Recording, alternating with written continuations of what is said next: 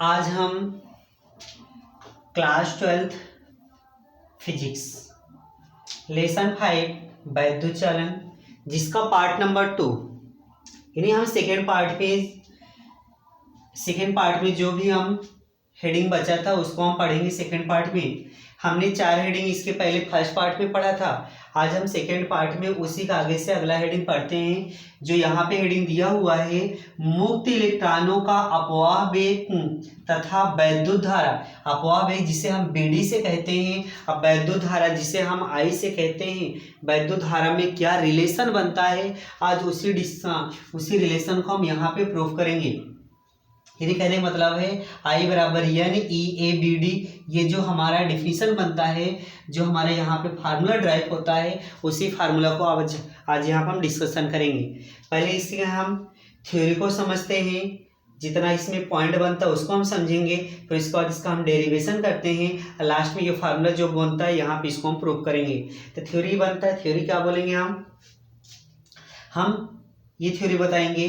तार के सिरे को, यानी एक काटा हुआ तार, यानी तार के सिरे को, यानी कोई एक तार होता है, जब उसे हम बैटरी से जोड़ देते हैं तो उसमें वैद्युत क्षेत्र E स्थापित हो जाता है।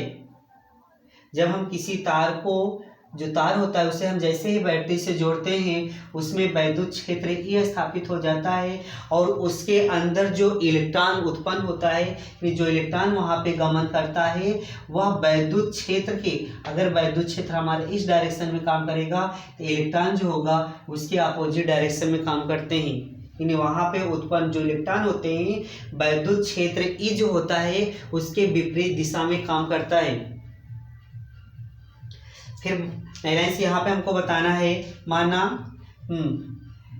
एक तार है जिसका क्षेत्रफल, अनुप्रस्थ काट का क्षेत्रफल कैपिटल, अनुप्रस्थ काट का क्षेत्रफल कैपिटल ए है, जिसमें बहने वाली धारा स्मॉल आई है, और इसका उत्पन्न क्षेत्र वैद्युत क्षेत्र की तीव्रता E है, और इसके विपरीत दिशा में उत्पन्न इलेक्ट्रॉन V है, जिसका अनुगमन वेग BD है, और इसमें इलेक्ट्रॉनों की संख्या जो है स्मॉल n है।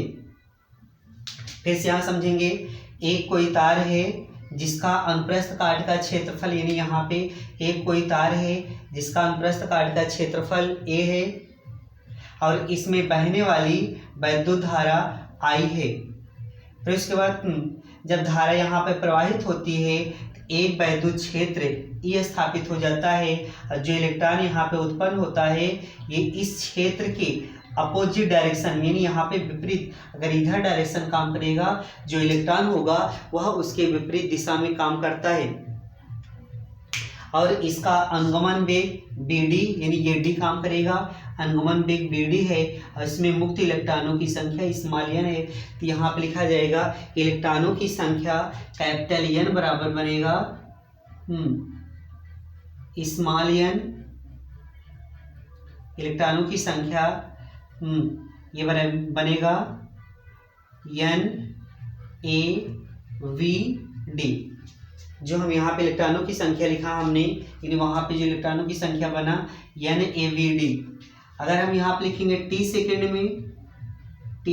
में जो इलेक्ट्रॉनों की संख्या कैपिटल N बराबर बनेगा NaVD इंटू T काम करेगा। एक यहाँ पे हम फार्मूला जानते हैं, वैद्युत धारा I बराबर होता है, या Q बराबर होता है कूलाम के नियमानुसार, Q बराबर होता है N इंटू E, यहाँ पे कैपिटल N दिखाएंगे, N इंटू E बनेगा, और Q बराबर बनेगा N की वैल्यू हमने ये निकाला है, तो यहाँ पर रखेंगे स्मॉल NaVD इंटू T बनेगा, लास्ट में E बनेगा, यानी हमारा आवेश Q बराबर बनेगा NaVD into T into E काम करेगा। अब हम चूंकि धारा से हम रिलेशन पढ़ रहे हैं, तो एक यहाँ पे फार्मूला बनेगा, वैद्युत धारा I बराबर होता है Q अपान T, या Q बराबर होता है I इंटू T बनेगा।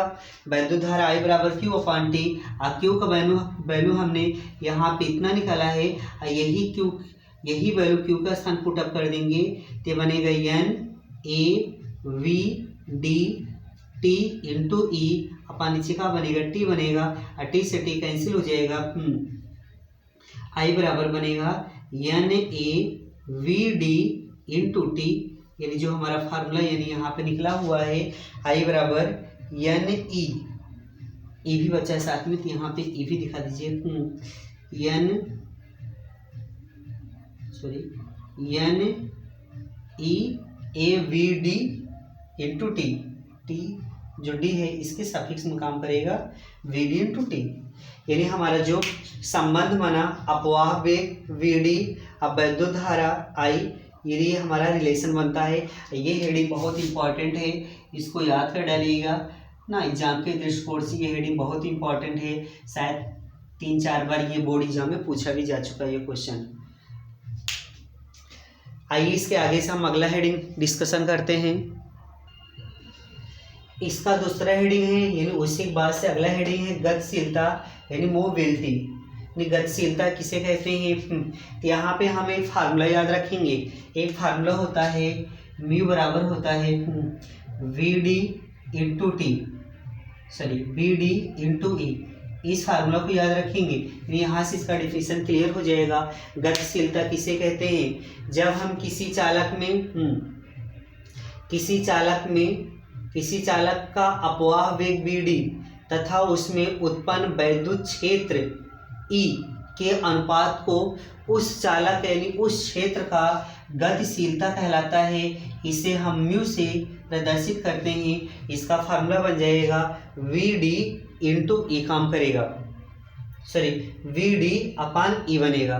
गतिशीलता किसे कहते हैं, किसी चालक का अनुगमन वेग वी डी तथा वहाँ पे जब हम किसी चालक में वैद्युत धारा प्रवाहित करते हैं तो उसका जो अनुगमन वेग वी डी होता है तथा उसमें उत्पन्न वैद्युत क्षेत्र ई जो होता है उसी का जो अनुपात बनता है उसी को हम गतिशीलता कहते हैं। इसे हम म्यू से प्रदर्शित करते हैं। इसका फार्मूला बन जाएगा म्यू बराबर होता है वी डी इंटू ई बनेगा। अगर यहाँ से इसका हम मात्रक निकालना चाहे आसानी से इसका हम मात्रक निकाल लेंगे। जो वी डी बनेगा, वी डी अनुगमन वेग बनेगा, इसका जो मात्रक बनेगा मीटर पर सेकंड बनेगा, और फिर प्लस अपान यहाँ से ई जो बनता है ई वैद्युत क्षेत्र का काम करेगा। ई बराबर हम एक फार्मूला पढ़े हैं, ई बराबर होता है एफ अपान क्यू। उसी फार्मूला से हम यहाँ निकालेंगे तो ये बन जाएगा न्यूटन अपान नीचे बन जाएगा कूलम बनेगा। अगर इसको हम मिला के सॉल्व करेंगे तो जाके बनेगा मीटर इंटू कूलम बन जाएगा। अगर इनको हम सॉल्व करें मीटर इंटू कूलम हो जाएगा, अपान नीचे बनेगा न्यूटन इंटू सेकेंड बन जाएगा। ये जो उसका मात्रा बनेगा मीटर इंटू कूलम अपान न्यूटन इंटू सेकेंड बनेगा। अगर इसकी हम बीमा निकालना चाहे आसानी से इसकी बीमा भी हम निकालेंगे यहाँ पे। बस अगर मान याद रहेगा यानी उसका हम मात्रक याद रहेंगे, मात्रक से हम इसकी बीमा भी निकाल सकते हैं। यानी हमको डेफिनेशन याद रखना है, फार्मूला याद रहेगा, इस फार्मूला से हम डेफिनेशन भी क्लियर कर सकते हैं। यहाँ से इसके हम मात्रक भी निकाल सकते हैं, प्लस इनकी बीमा भी हम यहाँ से क्लियर करेंगे। मीटर का जो बीमा बनेगा वो यल बन जाएगा, और कूलम का यानी आवेश का जो बीमा बनेगा AT बन जाएगा। फिर नीचे न्यूटन का जो बीमा बनेगा ML टी की पावर -2 बन जाएगा। यानी समय की जो बीमा बनेगा सेकेंड, यहाँ पे T बनेगा। इनको हम सॉल्व करेंगे, ये सारे वैल्यू ऊपर ले जाएंगे, यानी बनेगा पहले m लिखा जाता है m और कहीं है नहीं, ये पलट के ऊपर जाएगा, m की पावर -1 बना। फिर यह लिखे यल से यल कैंसिल हो जाएगा और कहीं यल पे दिया नहीं है यानी यल हट जाएगा। अब T ML T देखेंगे हम, ये T से T कैंसिल हो जाएगा, ये T की पावर -2 बना, इसको ऊपर ले जाएंगे और T की पावर 2 बनेगा। बचा A है, यहाँ पे A लिखेंगे यानी बनेगा m पावर -1 और T की पावर 2 A की पावर 1। इस तरह से गतिशीलता वाला हेडिंग कंप्लीट होता है। 1-2 बार वीडियो को रिवाइज करके देखेंगे, ये चीज़ें आराम से याद हो जाएगा।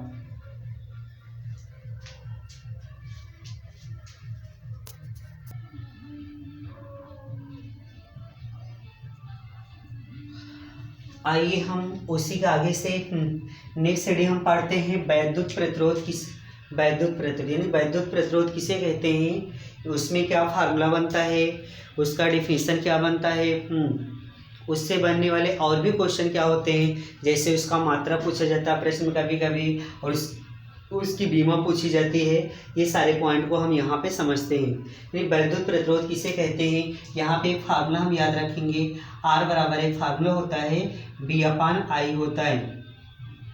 अगर ये फार्मूला क्लियर रहेगा, इस फार्मूला से जितने सारे पॉइंट बनते हैं सब चीज़ यहाँ पे क्लियर हो जाएगा। वैद्युत प्रतिरोध किसे कहते हैं, किसी चालक के सिरों के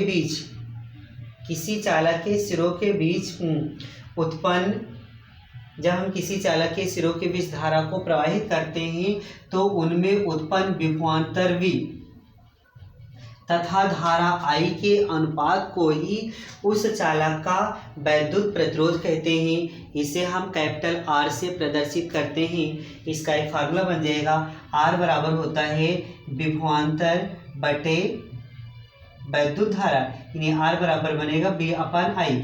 वैद्युत प्रतिरोध किसे कहते हैं, फिर से एक बार हम डिफिनीशन को याद करेंगे।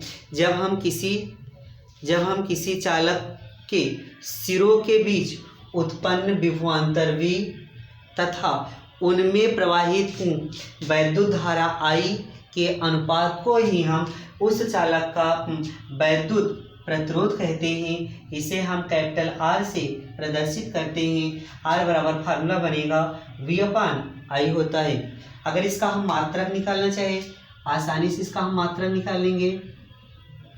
क्या बनेगा इसका मात्रक, B, यानी विभव बनेगा। अब विभव का मात्रक जो होता है, विभव मात्रक बनेगा वोल्ट बन जाएगा। इसका जो मात्रक होगा वोल्ट होगा, अब बटे धारा I बना, I का जो मात्रक बनेगा एम्पियर बन जाएगा, यानी इसका जो मात्रक बनेगा वोल्ट प्रति एम्पियर। ये एक चीज़ हम और याद रखेंगे, इसका मात्रक याद रखेंगे, ओम बनेगा। ये ओम, इसका ये साइन होता है, ये ओम की तरह होता है। आइए इसमें हम अगला पॉइंट समझते हैं। इसकी बीमा को हम याद करते हैं, तो बीमा इसका क्या बनेगा, वोल्ट की जो बीमा बनेगी, यानी विभव, इसका हम फार्मूला जानते हैं, B बराबर W/Q होता है। W की जो बीमा बनेगा mL² बनेगा, T⁻⁻² बनेगा, अपॉन नीचे AT बनेगा। इसको जब सॉल्व करेंगे तो mL² बनेगा और T⁻³ बन जाएगा E⁻⁻1, यानी विभव का स्थान पे जो बीमा बन जाएगा, इसके स्थान वोल्ट का स्थान पे mL² और T⁻³ E⁻1 बनेगा। अब फिर नीचे क्या बना, एम्पियर बना, एम्पियर बीमा ए लिखते हैं, इसको पलट के ऊपर ले जाएंगे, नहीं बनेगा mL⁻2 T⁻³ E⁻² का बनेगा -2 बनेगा। इस तरह से हमारा वैद्युत प्रतिरोध का डिफिनीशन कंप्लीट होता है। फिर से एक बार सारे पॉइंट को हम क्लियर करेंगे। वैद्युत प्रतिरोध किसे कहते हैं, किसी चालक के सिरों के बीच उत्पन्न वैद्युत विभवांतर V तथा उनमें प्रवाहित धारा I के अनुपात को उस चालक का वैद्युत प्रतिरोध कहते हैं। इसे हम R से प्रदर्शित करते हैं। इसका फार्मूला बन जाएगा, R बराबर होता है V/I बनेगा, इसका सूत्र बन जाएगा। अगर इसका हम मात्रक निकालना चाहे, मात्रक क्या बनेगा, B से विभव होता है। अब विभव जो मात्रक बनेगा यह वोल्ट काम करेगा, I से धारा बनता है और धारा जो मात्रक बनेगा एम्पियर काम करेगा, यानी वोल्ट प्रति एम्पियर होगा। इसका मात्रक ओम भी हो सकता है।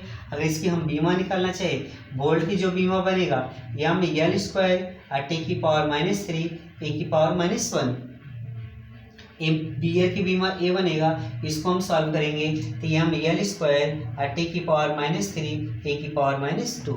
इस तरह से हमारा वैद्युत प्रतिरोध का डिफिनीशन कंप्लीट होता है। बस इसमें हम इतना ही हेडिंग डिस्कशन करते हैं। अब इसके बाद हम नेक्स्ट वीडियो हम इसके आगे से अगला जो भी हेडिंग रहेगा इसके आगे से हम डिस्कशन करेंगे ना।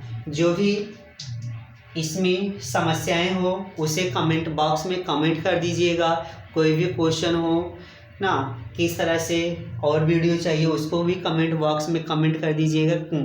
कमेंट पढ़ने के बाद हम उस टाइप के वीडियो को बनाने की भी कोशिश करेंगे। बस इसमें हम यही तक रखते हैं। हमारे चैनल को लाइक और सब्सक्राइब कर लीजिएगा, जो कि लाइक और सब्सक्राइब करेंगे तो जो हम भी नया वीडियो डालेंगे वो डायरेक्ट आप लोग के पास पहुंच जाएगा। बस यही तक रखते हैं। Thank you.